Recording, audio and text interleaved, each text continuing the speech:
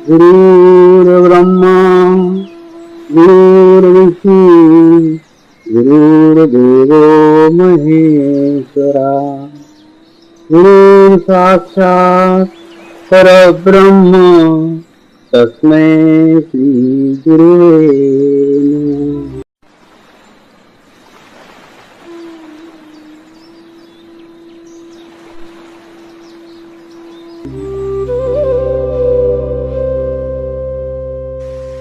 मैं एक पवित्र आत्मा हूं,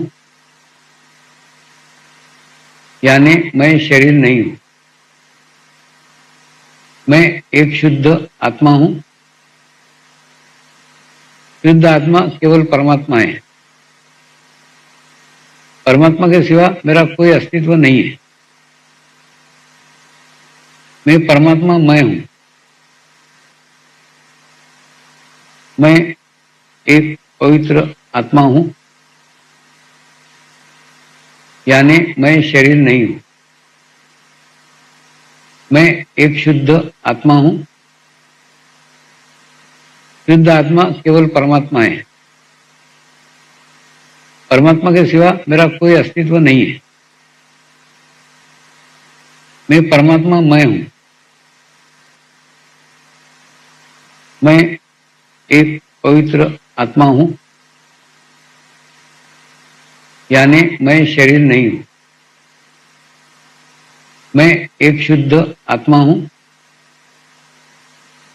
शुद्ध आत्मा केवल परमात्मा है। परमात्मा के सिवा मेरा कोई अस्तित्व नहीं है। मैं परमात्मा मैं हूं।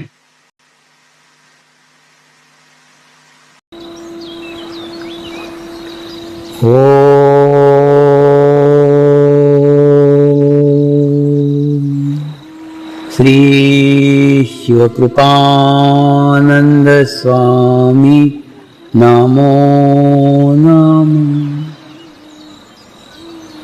ओम श्री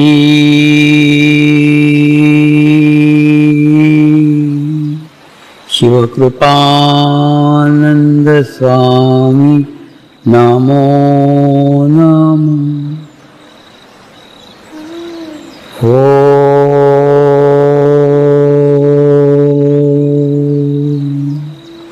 श्री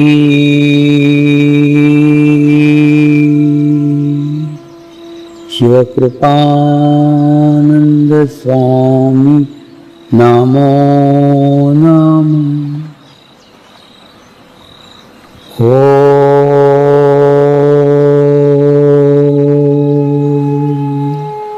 श्री शिवकृपानंद स्वामी नमो नमः। ओम श्री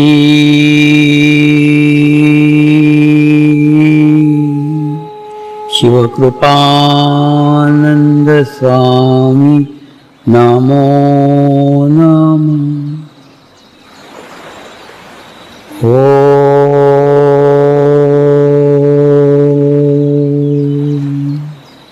श्री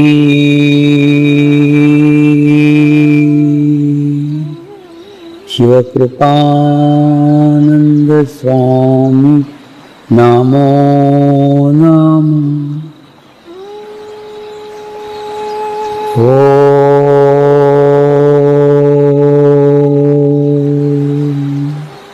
श्री शिवकृपानंद स्वामी नमो नमः।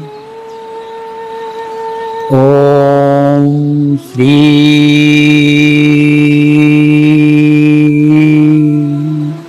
शिवकृपानंद स्वामी नमो नमः।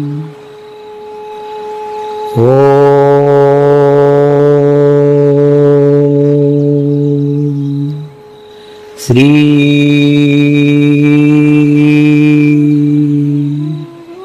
शिवकृपानंद स्वामी नमो नमः। ये सारे प्रोजेक्ट हो गए।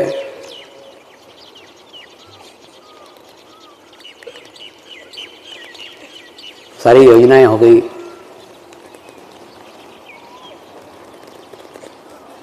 लेकिन आज हमको आत्मचिंतन करने का है कि क्या हम ये सब करने के स्थिति में है। मेरी आदत है, जैसे रामकृष्ण मिशन में बहुत अच्छा सक्सेसफुल शिविर हुआ, सबने वाहवाही किया, बहुत अच्छा हुआ, बहुत अच्छा हुआ। उसके बावजूद भी दूसरे दिन में जाके मठाधीश को मिला था, उनको नमस्कार किया, उनको बताया कि मैं अभी भी इसमें कुछ इंप्रूवमेंट चाहता हूं। मैं शिविर कर रहा हूं, लेकिन शिविर में क्या गलतियां हैं, क्या चेंजेस है, क्या बदलाव है, मुझे नहीं मालूम। तो आपने देखा है, तो आप कृपया मुझे मार्गदर्शन करें, मुझे गाइडेंस करें कि इसके अंदर और क्या चेंज किया जा सकता है और क्या बदलाव किया जा सकता है।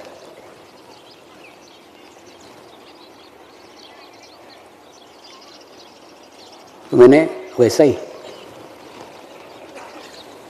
इस बार गहन ध्यान अनुष्ठान में भी गुरु शक्तियों को प्रार्थना की कि गुरुदेव आपकी कृपा में ये 8वां अनुष्ठान हो गए, 20 साल से कार्य भी खूब हुआ, आदिवासी लोगों से प्रारंभ होकर विश्व स्तर के ऊपर हुआ, लेकिन इस कार्य के अंदर क्या खामियां हैं,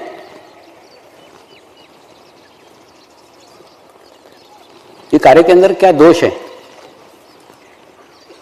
क्या गलतियां हैं, कहां सुधार की आवश्यकता है, कृपया उसका मार्गदर्शन कीजिए। जो गुरु शक्तियों ने मार्गदर्शन किया वही आज मैं आपके सामने रखने जा रहा हूं।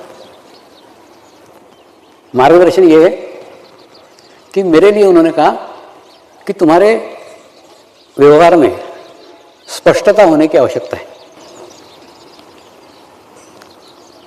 स्पष्टता होने की आवश्यकता है। तुम साधकों की मां बने हो, मां नहीं बनने का, गुरु बनने का है। तुमको गुरु का रोल करने का है, मां का नहीं। मां के रोल में क्या होता है मालूम है? अपने बच्चे के दोष अपने को दिखते ही नहीं है। अच्छा समझ लो दिखे, आज में कल सुधर जाएगा, कल ना परसों सुधर जाएगा, परसों नहीं नरसों सुधर जाएगा। माने वो माँ हर दफे पॉजिटिव सोचते रहेगी, कभी ना कभी सुधरेगा। मेरा लड़का बिगड़ा थोड़ी, कल सुधरेगा, कल सुधरेगा, परसों सुधरेगा। तो तुम अपने आप को माँ के भूमिका में लेके गए हो। अच्छा दूसरा, तुमको तुम्हारे साधकों के दोष मालूम नहीं, ऐसा नहीं, प्रत्येक के दोष जानते हो, प्रत्येक के। उसके बावजूद भी नहीं बोलते, नहीं बताते और कल्पना करते कि आज ना कल सुधरेगा, कल नहीं परसों सुधरेगा, परसों नहीं। तो तुम तुम्हारे कार्य के अंदर स्पष्टता लाओ, क्लियरिटी दो। और जैसे उन्होंने बताया ना, वैसे मैंने इस गहन ध्यान अनुष्ठान में प्रत्येक साधक को स्पष्ट मैसेज दिया है। उसके अंदर कौन से दोष है, गाड़ी कहां अटक रही है, कौन सा चक्र पकड़ा हुआ है, कौन सा स्थिति खराब है, कहां से ध्यान हटाने की आवश्यकता है, प्रत्येक को स्पष्ट निर्देश दिए। स्पष्ट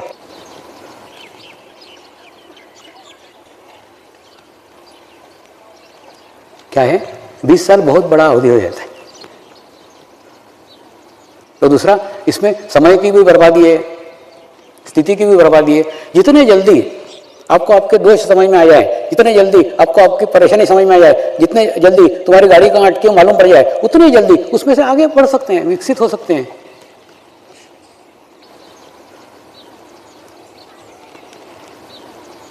तो मुझे स्पष्टता लाने के लिए कहा, इसीलिए स्पष्ट निर्देश इस बार प्रत्येक साधक को दिए, एक एक को दिए। फिर से याद करो आप, उस 45 दिनों में आपको कौन सी बात समझ में आई थी, कौन सा आपका दोष दिखा था, कौन सा चक्र दिखा था, कहां जो कुछ दिखा है आपको वो संकेत है।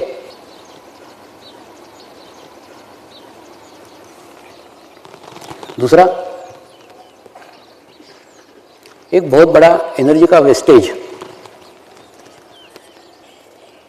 एक बहुत बड़ा चैतन्य का अपव्यय कहां हो रहा था वो भी उन्होंने बताया।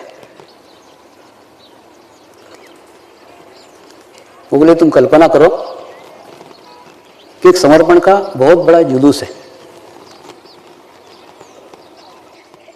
और समर्पण के रथ के ऊपर 11 गुरु शक्तियां विद्यमान है। कितनी? 11। तुम भी कल्पना करो, कल्पना करोगे तो ये एकदम क्लियर समझ में आएगा और उसकी तकलीफ, उसकी पीड़ा समझ में आएगी। और रथ के अंदर सारथी के रूप में मैं बैठा हुआ हूं और रथ सबसे आगे है और सारे ट्रस्टी घोड़े के रूप में वो रथ को लगे हुए। 7 घोड़े, 7 घोड़ों का रथ, घोड़े यानी ट्रस्टी, सारथी यानी मैं, और गुरु शक्तियां रथ में बैठी हुई है और उसके पीछे पूरा जुलूस खड़ा है। प्रमुख आचार्य, आचार्य, साधक, लंबी लाइन लगी। उसके बाद में 7 घोड़े में से 2 घोड़े दौड़ने का प्रयास कर रहे हैं और 5 घोड़े दौड़ने का प्रयास नहीं कर रहे, प्रयत्न नहीं कर रहे। तो उसके कारण क्या हो रहा है? उसके कारण जो गति, जो स्पीड रथ को मिलना चाहिए वो नहीं मिल रही है। अच्छा, दूसरा, ये 5 घोड़े नहीं दौड़ रहे ना, इसके ऊपर वो पीछे के सारे लोगों का निगेटिव अटेंशन आ रहा है। अरे क्या है, इतने धीरे धीरे चल रहा है, उसके कारण हमको धीरे चलना पड़ रहा है। माने वो 100 के स्पीड वाले, ये 10 के स्पीड वाले, तो उनके कारण उनको भी जगह नहीं मिल रही क्योंकि आगे ये है। दूसरा, गहन ध्यान अनुष्ठान वो घोड़शाला है जिस गहन ध्यान अनुष्ठान में तुम प्रत्येक तुम्हारे अधिकृत ट्रस्टी को दाना पानी देते हो, एनर्जी देते हो, ऊर्जा देते हो। अच्छा, वो ऊर्जा देते समय ये भेदभाव करते हो क्या? तुम 2 दौड़ते नहीं ना, तुमको नहीं, तुम 4 दौड़ते हो ना, तुमको देते हैं, ऐसा करते हो क्या? नहीं, सबको समान रूप से बांटते हो, सबको समान, क्योंकि ये समानता, ये निसर्गगत गुण धर्म है। 7 घोड़ों को समान रूप से एनर्जी मिल रही है, 7 घोड़ों को समान ऊर्जा मिल रही है, लेकिन दौड़ रहे 2। अच्छा, 2 घोड़ों के ऊपर जो 5 घोड़ों का और वजन आ जाएगा तो क्या होगा? उनकी भी गति नहीं रहेगी, उनकी भी स्पीड नहीं रहेगी, वो भी लथड़ाते लथड़ाते चलेंगे। तो ये घोड़े हैं, इनके ऊपर आज इतना बड़ा इंटरनेशनल संस्था खड़ी है, उसका एहसास उनको होना चाहिए कि उनके पीछे सारा पंथ चल रहा है, सारा समाज चल रहा है, उसकी अगुवाई वो कर रहे हैं। दूसरा, 15 साल में एक भी ट्रस्टी ने आज तक इस्तीफा नहीं दिया। क्यों नहीं दिया मालूम है? उनको ऊर्जा मिलती है, उनको एनर्जी मिलती है, उनको मालूम है ना, इनको लड्डू बांटने का काम दिया हुआ है, लड्डू खाने का नहीं, ये लड्डू खाते बैठ के और छोड़ते नहीं सीट, 3 साल तक पूरी वसूली करेंगे फिर जाएंगे। तो मेरा क्या कहना है, अगर आपको प्रामाणिकता से रहो, ट्रस्टियों के लिए उन्होंने मैसेज दिया, उन्होंने प्रामाणिक रहना चाहिए। अगर उनको 6 महीने तक देख लिया, अपने से कार्य नहीं हो रहा है, अपने नहीं पट रही है, अपने को नहीं टाइम दे रहे, कुछ भी कारण हो, किसी भी कारण से 6 महीने तक अगर आप कार्य नहीं कर सकते तो कार्य से इस्तीफा दो, जगह खाली करो, कम से कम दूसरा घोड़ा तो लगाया जा सकता है।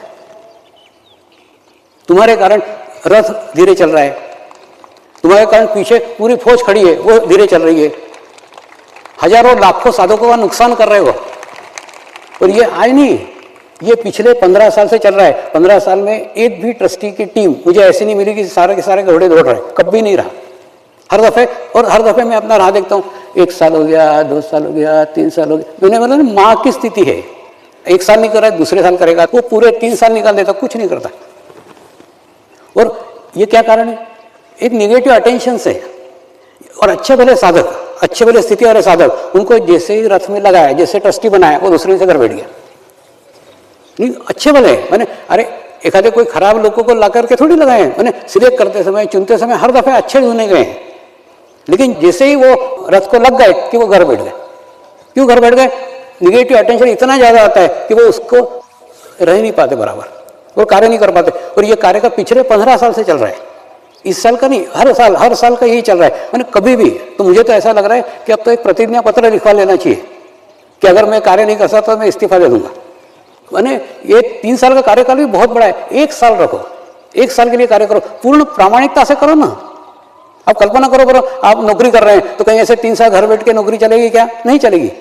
तो जब तक आप उस कार्य के पद के प्रति प्रामाणिक नहीं हो तो इस्तीफा समझिए, ये मैं इस्तीफा दे रहा हूँ, आप जब तक बोलेंगे तब तक रहेंगे, लेकिन बिना मेरा ट्रांसफर हो गया, ये मैं कहीं इधर चला गया, मैं समय नहीं दे रहा हूँ, तो मेरी आत्मा मेरे को कचोट रही है कि मैं ये पद के लायक नहीं हूं, मैं पद को नहीं संभाल सकता, तो ये मैं इस्तीफा दे रहा हूं। आप जब बोलेंगे तब ये इसको मंजूर कर लेना, और जब तक आपका दूसरा कोई नहीं आता तब तक मैं काम चलाऊंगा। तुम तुम्हारे तरफ से तो फ्री कर दो, क्यों अटका करके रखे हो? तो बहुत सारी ऊर्जा, आप कल्पना करो 8 अनुष्ठानों में कितनी ऊर्जा नष्ट हुई होगी, क्योंकि मेरे अधिकृत प्रत्यक्षी कौन? ट्रस्टी। ट्रस्टियों को ऊर्जा मिलेगी तो प्रमुख आचार्य को मिलेगी, प्रमुख आचार्य को ऊर्जा मिलेगी, आचार्य को ऊर्जा मिलेगी, आचार्य को ऊर्जा मिलेगी, साधकों को ऊर्जा मिलेगी। यानी मेन लाइन में लीकेज है तो सब लाइन में कहां पहुंचेगा? मेन लाइन में बड़े बड़े होल है, बड़े बड़े। नहीं, हंसने की बात नहीं, रोने की बात है कि हमारी कितनी ऊर्जा इस 8 अनुष्ठानों में नष्ट हुई है। और आप पूरे पीछे के रिकॉर्ड देखो ना, कोई भी ट्रस्टी का एक भी टीम मेरे को ऐसा दिखाओ कि जो पूरा का पूरा टीम एकदम सब कार्यरत है। और दूसरा क्या होता है, जो बेचारे 1-2 चलते हैं ना, उनके ऊपर भी 5 का लोड रहता है, इतना वजन रहता है, इतना प्रेशर रहता है कि वो भी ठीक से कार्य कैसे करेंगे ना। 7 घोड़ों की जगह 2 घोड़े दौड़ रहे हैं तो वजन तो आएगा ही ना, और फिर उनसे भी वो रिजल्ट नहीं निकलते, वो परिणाम नहीं निकलते। वो रिजल्ट निकलना चाहिए, तो परिणाम निकालना चाहिए। अपने पद के साथ मेरे को निर्देश दिया उन्होंने, स्पष्टता रखो, जो कुछ है वो बात स्पष्ट कह दो। और ट्रस्टियों के लिए उनकी अपेक्षा है प्रामाणिक रहो। ट्रस्टियों से नहीं, ट्रस्टी हो, प्रमुख आचार्य हो, आचार्य हो, अपने पद के साथ प्रामाणिक रहो। अगर तुम 6 महीना बहुत बड़ा पीरियड हो जाता है, 6 महीने अगर तुम कार्य नहीं कर सकते, रिजाइन कर लो, सबसे बेस्ट है। दूसरे को चांस दो ना, मैंने खाएंगे ना, खाने देंगे, ढोल देंगे, ऐसा थोड़ी। दूसरे को भी चांस दो, दूसरे को भी अवसर दो। ऐसा अगर प्रामाणिकता से रहेंगे, ये 2 लीकेज है, ये समर्पण के लीकेज है। इसलिए स्पष्टता का कहा तो मैंने मेरे तरफ से सबको स्पष्ट निर्देश दे दिया, जिसके आपको 45 दिन में जो भी लगा हो कि ये मेरा दोष है, ये मेरी गलती है, ये मुझे सुधारना चाहिए, तो समझ लेना वो गुरु द्वारा भेजा गया मैसेज था, गुरु द्वारा दिया गया संदेश था। वो संदेश आप तक पहुंचे, इसी इच्छा के साथ पहुंचाया है। उसको लाइटली मत लेना, उसको हल्के से मत लेना, आप उसको सीरियसली लेकर के उसको सुधारने की कोशिश करो, उसको बदलने की कोशिश करो। दूसरा, जैसे मैं कहता हूं कि नहीं, अर्पण, समर्पण और समरसता, उसी प्रकार से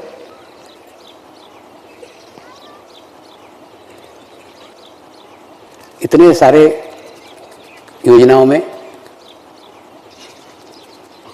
सौराष्ट्र के साधकों ने एक दशबंधधारी योजना काफी दिनों से बताई हुई थी, बता रहे थे।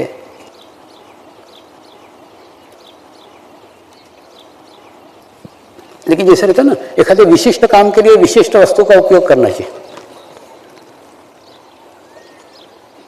तो दशबंधधारी योजना, वो योजना ये है, जैसे हम जाते हैं कि नहीं, हम जैसे गणेश मंदिर में जाते हैं तो गणेश जी की मूर्ति के सामने एक पेड़े का बॉक्स रखते हैं, उस पेड़े के बॉक्स में 10 पेड़े रहते हैं। वो पुजारी क्या करता है, एक पेड़ा गणेश जी के सामने रखता है और आपको आपका बॉक्स लौटा देता है। वैसी वैसी योजना है। अब आपकी सारी आमदनी, आपकी सारी इनकम सूक्ष्म शरीर के फोटो के सामने रख दो और समर्पित कर दो, और उसके बाद में आपके जीवन यापन के लिए उसमें से 90% हिस्सा लेकर के आप आपका घर का खर्च चलाओ, जीवन खर्च चलाओ, और 10% हिस्सा गुरु कार्य के लिए लगाओ। और मेरी इच्छा है ऐसे पैसों से गुरु शक्ति धाम का निर्माण।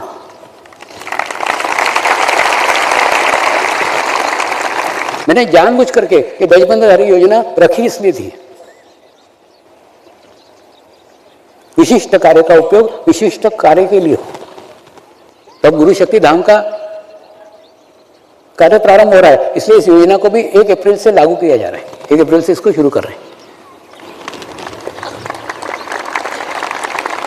आप उसको आजीवन कर सकते हो, साल भर कर सकते हो, 5 साल कर सकते हो, 10 साल, जो आपकी इच्छा हो। इसके ऊपर कोई प्रतिबंध नहीं है, सब आपके इच्छा के ऊपर निर्भर है। दूसरा, आप व्यापारी हैं, आप व्यवसायी हैं, आप दुकानदार हैं, आपका धंधा है, तो आपको नहीं मालूम ना आपकी इनकम क्या होगी, कुछ भी पता नहीं। तो आप कोई कमिटमेंट नहीं कर सकते, कोई आश्वासन नहीं दे सकते। तो आप क्या करो मालूम है, एक कागज के ऊपर लिख करके कि 1 अप्रैल 2014 से स्वामी जो भी मेरी धंधे की आय होगी, मेरी दुकान की आय होगी, मेरे व्यवसाय की आय होगी, उसका 10वां हिस्सा मैं आपको गुरु शक्ति धाम के लिए दूंगा। ये आश्वासन सिर्फ लिख करके आप फोटो के सामने रख दो, कोई ऑफिस में देने की जरूरत नहीं, मेरे को कुछ ही नहीं, अब आपके पास रखो। उसके बाद में आप आपके परिणाम देखो, साल भर बाद में आपके क्या रिजल्ट आते हैं।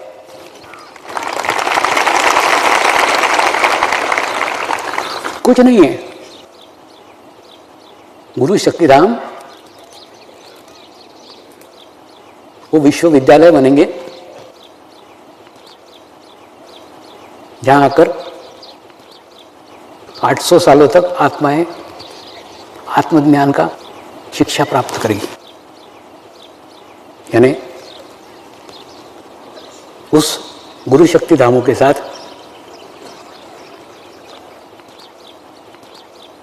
आप अपने आप को जोड़ रहे हो। आप आपके दुकान को जोड़ रहे हो, आप आपके व्यवसाय को जोड़ रहे हो, आप आपके फैक्ट्री को जोड़ रहे हो, आप आपके धंधे को जोड़ रहे हो एक अच्छे पवित्र स्थान के साथ आप जोड़ रहे हो। और जोड़ने के बाद में उसका प्रभाव आपको आपके धंधे में पता चलेगा। क्या होता है, हम बीज बोते हैं बमूल के और फिर इच्छा करते हैं कि आम के वृक्ष होना चाहिए। ऐसा नहीं होता। आप जो बोगे वही वापस आएगा ना। और ये देखो, मैं ना सबके लिए सोचता हूं। मैंने जिनका खूब अच्छा चल रहा है, इनका अच्छा व्यवसाय चल रहा है, इनका व्यापार चल रहा है, अच्छा सब चल रहा है, वो तो इसमें सहयोग करेंगे। मेरी इच्छा है जिनका बिल्कुल बर्बाद हो चुके हैं, जो नष्ट हो चुके हैं, वो भी उसमें 10% का कमिटमेंट लगाए। आपका जीवन चेंज हो जाएगा।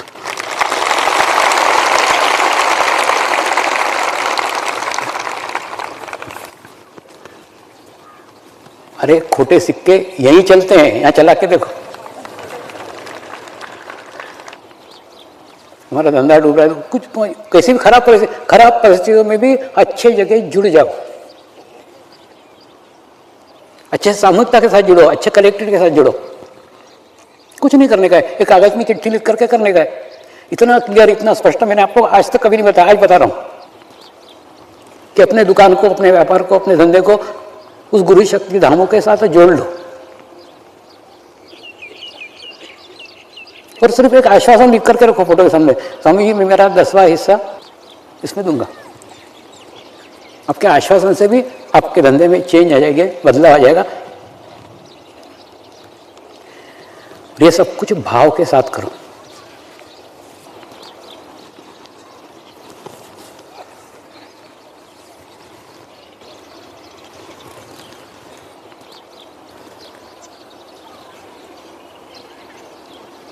कहीं पे भी दान के साथ अहंकार नहीं होना चाहिए।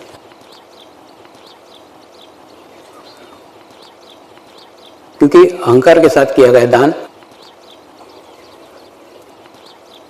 हमको गुरु तक तो पहुंचा देता है, लेकिन गुरु की अनुभूति प्राप्त नहीं करने देता, अनुभव प्राप्त नहीं करने देता। इसलिए दान आत्मा के साथ करो, आत्मभाव के साथ करो। तो आत्मभाव के साथ इस दशबंधधारी योजना को हम 1 अप्रैल से प्रारंभ करने जा रहे हैं। और आपकी स्थिति कैसी भी हो, अच्छी हो तो भी उसमें योगदान दो, खराब हो तो भी, खराब है तो अच्छी होने के लिए करो, अच्छी है तो और अच्छे होने के लिए करो। ये सब अपवर्ड ग्राफ है, नीचे कुछ जाने वाला नहीं है। इसमें सबका योगदान होना चाहिए। फिर आपका 10% कितना है उसको भी कोई महत्व नहीं है। दूसरा, इसके कोई आपको रिमाइंडर नहीं आएंगे, कोई तगादे नहीं, कुछ नहीं, कोई आपको पूछने वाला नहीं। आप आपके स्वेच्छा से करोगे, कोई बंधे हुए नहीं हो। भाव के साथ करो। आपको भाव के माध्यम से उस गुरु शक्ति धामों के साथ समरसता स्थापित करने की है। और वो गुरु शक्ति धाम जो भविष्य में 800 सालों तक आत्माओं को आत्मज्ञान देंगे।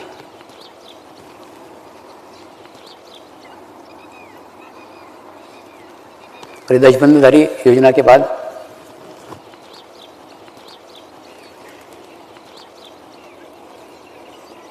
आज मैं सर्वप्रथम गुरु माँ को धन्यवाद देता हूँ, उसके कारण ये 8वां अनुष्ठान हो सके।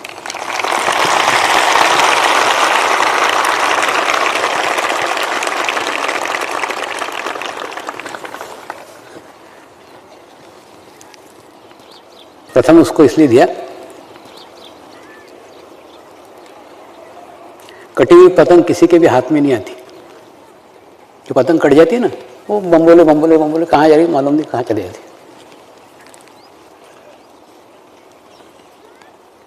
वैसे ये ध्यान का है, गहन ध्यान में उतरते उतरते उतरते उतरते उतरते उतरते चले गए तो ऊपर जाना तो खूब आसान है, नीचे आना ही कठिन है। तो गुरुमा रूपी धागा था जो मैं पतंग नीचे आ गया, तो खूब कठिन है, नामुमकिन है।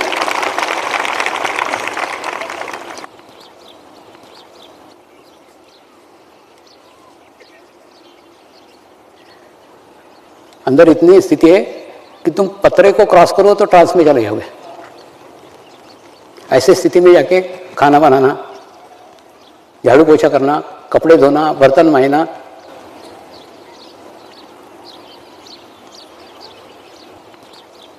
सब कार्य करना,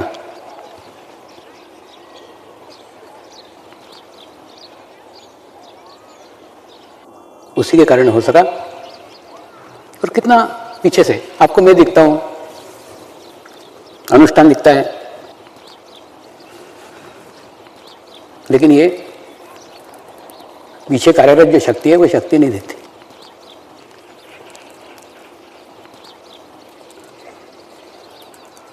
और ये 8वें अनुष्ठानों में तो उसकी सचमुच परीक्षा ही थी। 8वें अनुष्ठान में मैंने अंदर इतने कार्य करना, बाहर आकर पुलिस स्टेशन के चक्कर लगाना, कोर्ट के चक्कर लगाना, ट्रस्टियों के सामने गिड़गिड़ाना।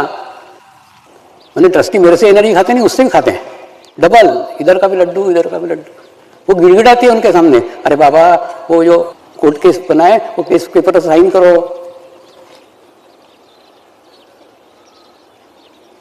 माने वो खुद कुछ नहीं करेंगे, उनको भेजने के बाद में सिग्नेचर भी नहीं, सिग्नेचर करने के लिए उसको गिड़गिड़ाना पड़ता है। वो गिड़गिड़ाना,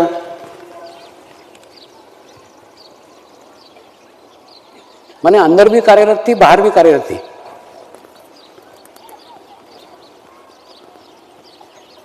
इसलिए सर्वप्रथम ये 8वां अनुष्ठानों में इसके महत्वपूर्ण योगदान के लिए मैं उसका हृदय से धन्यवाद करता हूँ, हृदय से आभारी हूँ। प्रार्थना करेंगे, हे परमात्मा, हम सभी पवित्र आत्माएं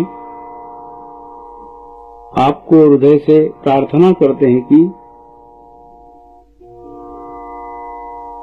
सारे विश्व में शांति हो, सारे विश्व के आत्माओं की आध्यात्मिक उन्नति हो एवं सर्वांगीण उन्नति हो। यही हम सब आत्माओं की शुद्ध इच्छा है। हे परमात्मा, हम सभी पवित्र आत्माएं आपको हृदय से प्रार्थना करते हैं कि हमारे सद्गुरु श्री शिव कृपानंद स्वामी जी का स्वास्थ्य सदैव अच्छा रहे, उनकी आयु दीर्घ हो। यही हम सब आत्माओं की शुद्ध प्रार्थना है, शुद्ध प्रार्थना है, शुद्ध प्रार्थना है। शांति पाठ करेंगे। ओम ध्यो शांति अंतरिक्ष गुम शांति पृथ्वी शांति रापः शांति औषधयः शांति वनस्पतयः शांति विश्वे देवाः शांति ब्रह्म शांति सर्वगं शांति शांति एव शांति सामा शांति एधि ओम शांति शांति शांति सर्व इष्टसु शांति भवतु।